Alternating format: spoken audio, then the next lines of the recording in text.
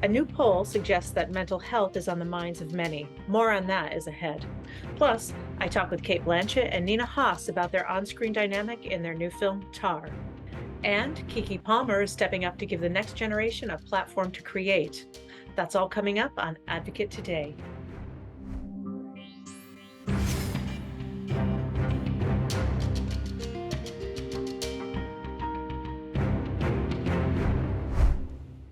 Welcome to Advocate Today. I'm your host, Tracy E. Gilchrist, and thank you for joining me. We begin today with the ongoing mental health crisis in this country. A new poll suggests that most people believe that there is some sort of problem regarding mental health and the citizens of the country. 9 out of 10 adults think the U.S. is in a crisis, according to a new CNN and Kaiser Family Foundation poll. The opioid epidemic is near the top of the list, with more than 2/3 of people identifying it as a crisis rather than just a problem. More than half identified mental health issues among kids and teenagers as a crisis, along with severe mental illness in adults. There's good reason for people to be worried. The CDC says drug overdose deaths reached record levels in 2021, and suicide rates were back near a record high after 2 years of decline. And in 2020, mental health related visits to emergency rooms jumped 31% among kids 12 to 17 years old. If you or someone you know is struggling with their mental health, call the new 988 hotline.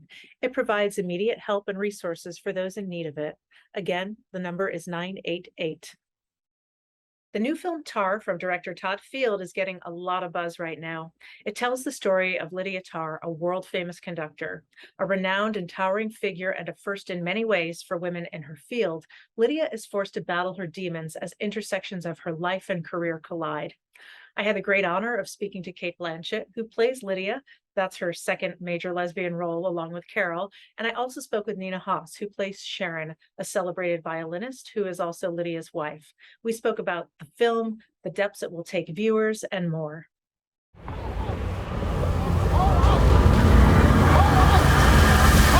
I would love to start with you, Nina, and ask you a little bit about this partnership of these incredibly creative and towering women.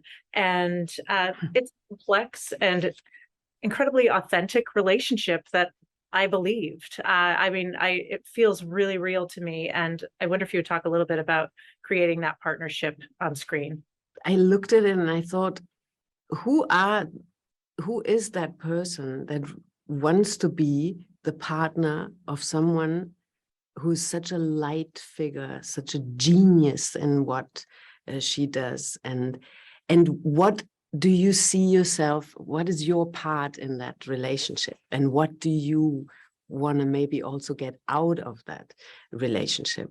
And where I think where these two really meet and love each other and respect each other immensely is in this field of music. And I think for Sharon, for both of them, having the most important positions in an orchestra you can have.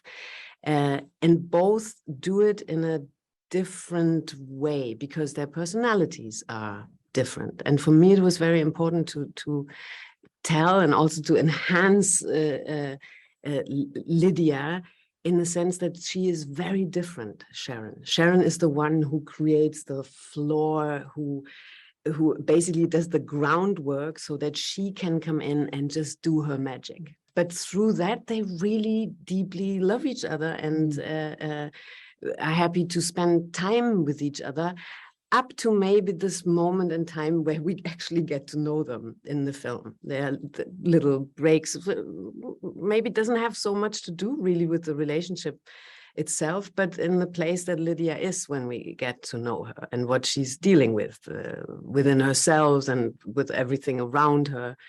And so that was, to me, important, that Sharon can also get the side out of Lydia, that she can relax a little, that you feel there she is. If she could go with it, she would be safe. That she doesn't do it is another thing. But but they meet in this love of making music, and that's everything to both of them. Wonderful. Thank you for that. Cate, it struck me watching the film that Todd set this up in a way where we first see Lydia in various forms of performance, whether it's on stage in an interview or at a business luncheon or teaching at Juilliard, etc. And then there's the unraveling. And I wonder if you would talk about playing those layers of performance. It's really complex. Yes, I mean, definitely. I mean, I think all the characters are really complex, and Todd was very big on backstory. Yeah. You know, what had gone before this moment. And the fact that you can't forget, like every other human being on the planet, they're emerging from the pandemic. They're emerging from a time when they could not play music. So there's a certain air of tension, but also expectation and release that they're going back into the world. So everyone is slightly trying to find their feet again together. And Lydia's like that too. And I think also she's about to turn 50. You know, she's about to finally get to the moment of, along with Sharon, who leads the orchestra, and the orchestra themselves, to record the last of Mahler's symphonies, to get the box set, you know, so she's very focused on legacy. She is running a massive institution. And so what happens when, you know, she's given that and part of that incredible power structure, what it estranges her from the making of music. So somehow in the relationship that Nina's character and my character are in, they're slightly estranged from the thing that got them together in the first place. And Lydia herself is estranged from the why. And I think that's a lot of things, a thing that people can really understand. I think you don't have to be a musician to understand that particular experience at the moment. I think we all feel slightly outside ourselves. Yes, absolutely. I also, you mentioned legacy, and that's a word not often reserved for women so much, especially here in the United States. And Lydia is a towering figure of creative genius and gets accolades most often bestowed on men. And then even up to the point where I'm watching her manipulation. I mean, her relationship with Francesca, and maybe I'm off base, but I felt a little Petra von Kant, that there was a little thing with Francesca, and we see her manipulations and her predilections, and I was still there with her. I wanted her to win. And I felt by the end, she was almost genderless in a way, which I found really fascinating. Obviously, you know, she's a woman and she's lesbian, which is important. But I wonder if you'd speak to how she kind of transcends gender at some point, or even if that resonates for you. I don't know about you, but I never, ever think about my gender until it's brought up to me as a defining characteristic, or a door is closed in my face because of it. And I think that Lydia, and I hazard to guess Sharon too, believes in the power of being the exception.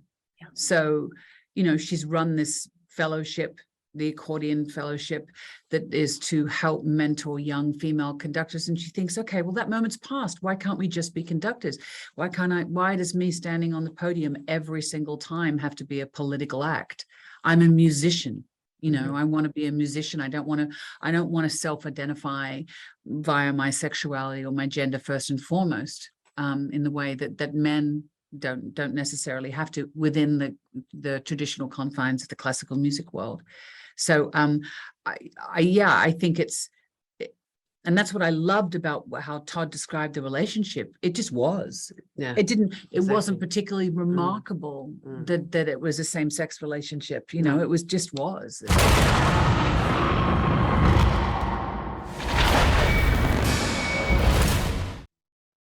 Thank you so much to Cate and Nina for speaking with me. It was my great honor. I highly recommend seeing this film. Check it out when Tar hits theaters on October 7th. And lastly, today, star Keke Palmer is uplifting the next generation of creators with her new project. Palmer launched the new project called the Key TV Network with the goal of spotlighting a new generation of creators.